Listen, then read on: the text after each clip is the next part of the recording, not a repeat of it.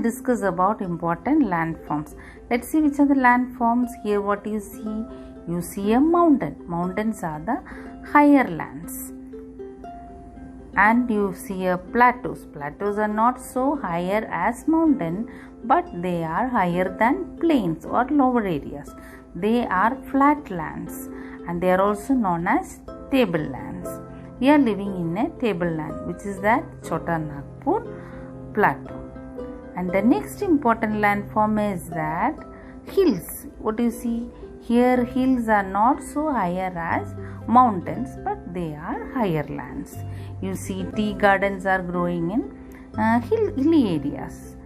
And the other feature you find here is that valley. Valleys are formed at the bottom of the hills or mountains. What you see here? This is volcano.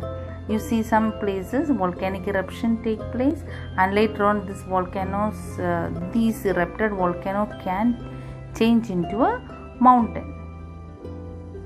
And the other landform is that oceans. You all know that ocean, large ocean, major portion of earth is covered by oceans. And next is lakes. Lakes are also a kind of landform. And rivers, these are also landform, means the features which are found on the earth. Then many more features are found like other than these important. So children, you understood that what are landforms. So in this session, in chapter 2, we will mainly discuss under landforms of the earth about many mountains, plains and plateaus. Okay, before discussing in detail about mountains, plains and plateaus, let's see that what are the factors behind the formation of these mountains, plains and plateaus and other landforms. You see, there are mainly two factors responsible for the formation of these landforms. You know, they are endogenetic forces and exogenetic forces. What are endogenetic forces? You know, endogenetic forces are the forces which are working inside the earth. Inside the earth means, you see, no, we are not able to feel those forces. Okay, there are, as you go inside the earth, temperature goes on increasing, so that there forms conventional currents. So due to that conventional currents, some kind of movements are taking place under the earth. That is called endogenetic forces. It is this endogenetic forces causes the volcanoes and earthquakes. Sometimes, you know, earthquakes and volcanoes take place on the earth. So they are mainly happening due to these endogenetic forces, due to the conventional currents under the earth. So you understood what are endogenetic forces? They are the forces which are working inside the earth. These forces causes earthquakes and volcanic eruptions, and those earthquakes and volcanic eruptions causes some changes on the earth surface, and they causes the formation of some kind of mountains, plains and plateaus. Now let's see how this endogenetic forces works. You see, mainly endogenetic forces causes folding and faulting. Endogenetic forces are responsible for folding and faulting. What are this folding? You see, the earth crust is divided into several tectonic plates. These are the tectonic plates. Like you see, suppose the eggshell, okay, it is eggshell is cracked. There appears some crack on the eggshell. How does it look? Similar way, the earth crust is divided into several tectonic plates. So these tectonic plates are keep on moving in different directions. You know that due to the conventional currents under the earth, this movement, the tectonic plates are keep on moving. Sometimes they move to the same direction. When the tectonic plates move towards the same direction, what happens? They take place a collision, clash, and so that they take place folding on the earth crust. And then, so due to that, what happens? You see the folding, such kind of folding take place on the earth crust, and then you see this folding. This is called upfold strata, and down portion is called downfold strata. This upfold strata is called anticline, and downfold strata is called syncline. So this kind of upfold strata, so you see, due to this kind of folding, there take place formation of mountains on the earth. You see Himalaya is a fold mountain. You see how the Himalayas are formed due to this such kind of folding on the earth crust. Next we see the faulting. You see, when the tectonic plates, they move from the same point to the different direction. You see, they move apart. Okay, same point to the different direction. What happened? There appear, you see, the gap. There appear a gap, isn't it? So there what happened? This portion is elevated. Later on, this portion is elevated to form a block mountain. So this process is called faulting. What is faulting? When the tectonic plates, they move apart from same direction, same point to different direction is called faulting. So due to the faulting, there forms block mountains. You see how the mountains are formed due to the folding on the earth crust, and block mountains are formed due to the faulting on the earth crust. The other forces which makes changes on the earth's surface are exogenetic forces. What are exogenetic forces? They are wind, water and moving ice. See, this wind, water and moving ice, they do the erosional work. Erosional work means, you see, wind, when they blow, they carry everything. Wind carry everything on its way. Isn't from the higher land to everything is carried to the lower land. So what happened? Higher land, the height is reduced, and lower land, what happened? Their gap is filled and height is, so they mainly these processes, these forces, this in water and moving ice, they mainly involved in gradation. Gradation means leveling of the land.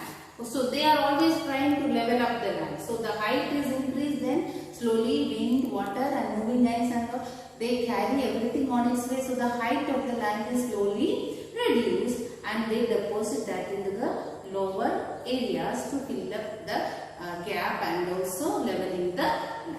So this is how these exogenetic forces are working to make the changes, changes on the surface of the earth. So we have learned about exogenetic forces and also endogenetic forces. Endogenetic forces, remember, the forces which are working inside the earth, and exogenetic forces are the forces which are working on the surface of the earth. They are wind, water and moving ice. It is this endogenetic forces and exogenetic forces together makes changes on the surface of the earth. That means they become the forces for the formation of mountains, plains and plateaus. You know, mountains are the elevated lands, so slowly their height sometimes reduces, and then plains and lower areas, their height slowly increases. So why? Because of the activities of this both the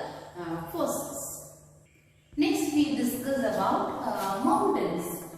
You see, we will discuss now in detail about mountains, plains and plateaus, the three major landforms. Mountains, you see, there are mainly two types of mountains. They are fold mountains and block mountains. You see, what are fold mountains? Already we discussed that. How the fold mountains are formed?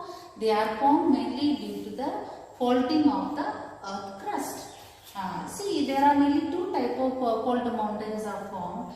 They are young fold mountains and old fold mountains. Now, what are young fold mountains? You see, young fold mountains are the mountains which are formed in the recent past.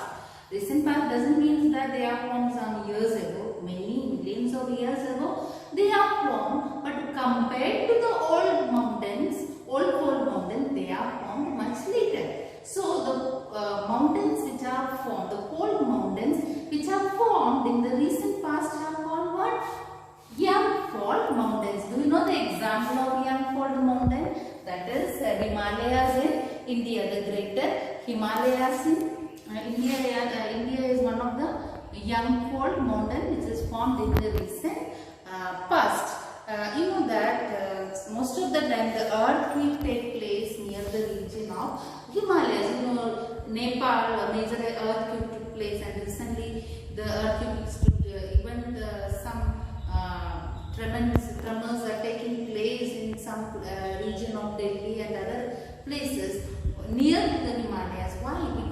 these are formed in the recent past, so that there is no much stability of the earth crust. Why? Because the tectonic plates, there are two plates.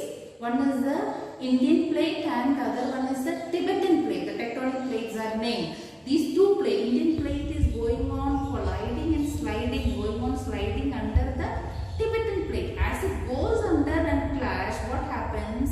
The height of the Himalaya goes on increasing. So scientists say that they have observed that the height of the Himalaya is going on increasing due to this tectonic activity. So next we discuss the fold mountain. Fold mountains are the mountains which are formed much earlier, much before than the young fold mountain. They are called old fold mountain. You see, old fold mountains, they have got their elevation. They have got a round top instead of peak top. You see, young fold mountain, they have got peak top because they are formed in the recent past. Compared to old mountain, fold mountain, they are less exposed to the wind, water, and moving ice, etc. So they have got peak top, young fold mountain. But these old fold mountains, they have been exposing for long time to the exogenetic forces like wind, water, and moving ice, so that the gradation and other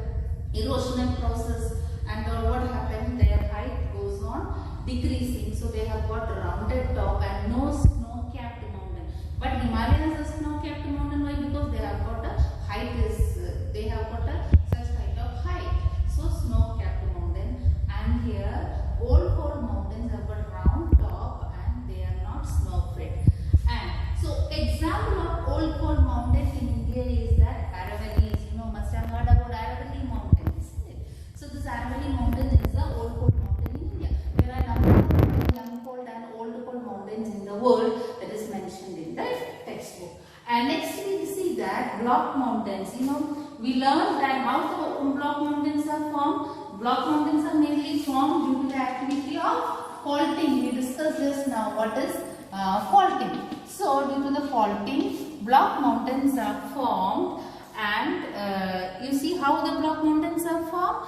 The middle portion. So when the tectonic plates move apart, middle portion is elevated. There forms block mountains. And one more point you have to remember is that with the block mountain, there also forms the rift valley. So whenever the block mountains are formed nearby, you can see near the block mountain, rift valley is also formed. Why? Because middle portion is elevated, so both the side there forms the rift valley. Here one of the example of block mountain is the Black Forest in Germany. There is not a cake here. Black Forest, it is the name of a mountain in Germany, that is a block mountain. And India, you know which is a block mountain. You must have heard about Vindhya and Satpura ranges near Narmada Valley. You know, river Narmada in India is flowing through a rift valley which is formed by this Vindhya and Satpura ranges.